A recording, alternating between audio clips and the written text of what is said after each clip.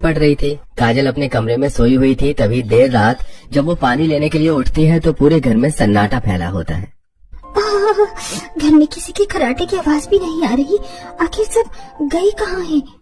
काजल इतना कहकर अपने ससुर के कमरे में झांकती है तो वहाँ कोई नहीं होता और जेठानी का कमरा खुला होता है।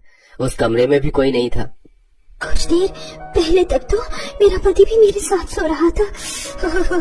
अभी ना तो सासू माँ और ससुर जी अपने कमरे में हैं और न ही जेठ जी और जेठानी जी, यहाँ तक कि गोलू भी गायब है। आखिर सब कहाँ गए? इतना कहकर काजल अब इधर उधर नजर दौड़ाने लगती है। तभी काजल जब छत की सीढ़ियों के पास जाती है तो उसे खर्राटे की आवाज आती है। लगता है आज भी ये लोग छत पर सो रहे हैं, लेकिन इतनी सर्दी में। काजल अब छत पर जाती है तो वो हैरान थी। पूरा परिवार एक साथ रजाई ओढ़कर सो रहा था और उसमें काजल का पति बिरजू भी था।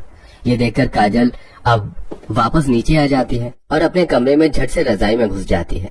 गर्मी में छत पर सोना तो आम बात है, लेकिन इतनी ठंड में ये लोग छत पर कैसे सो सकते हैं? खुद से काजल ये कहते हुए रजाई में कांपते हुए सो जाती है। अब अगली सुबह काजल सबके लिए चाय बनाती है। तभी किचन में काजल की जेठानी सीमा का आना होता है। काजल, ठंड बहुत बढ़ गई है, अब तो ठंड में काम भी नहीं होगा। अरे दीदी, आप कैसी बातें कर रही हो? आपको और ठंड लग रही है? ना ना, मैं नहीं मान सकती। अच्छा, लेकिन ऐसा क्यों? क्या तुझे मैं इंसान नहीं दिखती? लेकिन कल रात आप लोगों को ठंड नहीं लग रही थी जब आप लोग छत पर सोए हुए थे? सबके सब छत पर सोए हुए थे, सिर्फ मैं अपने कमरे में थी।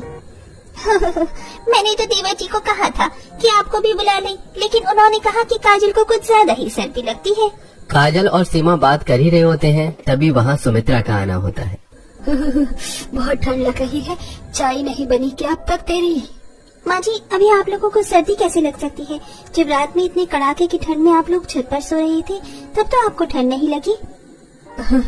तुम क्या जाने सर्दी में छत पर सोने में कितना आनंद आता है।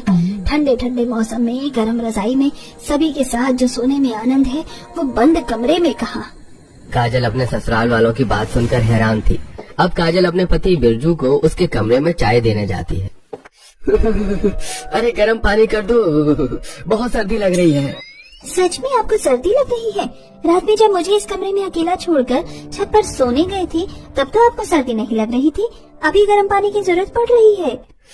अरे तो क्या मैं छत पर बिना रजाई कंबल के सोया हुआ था?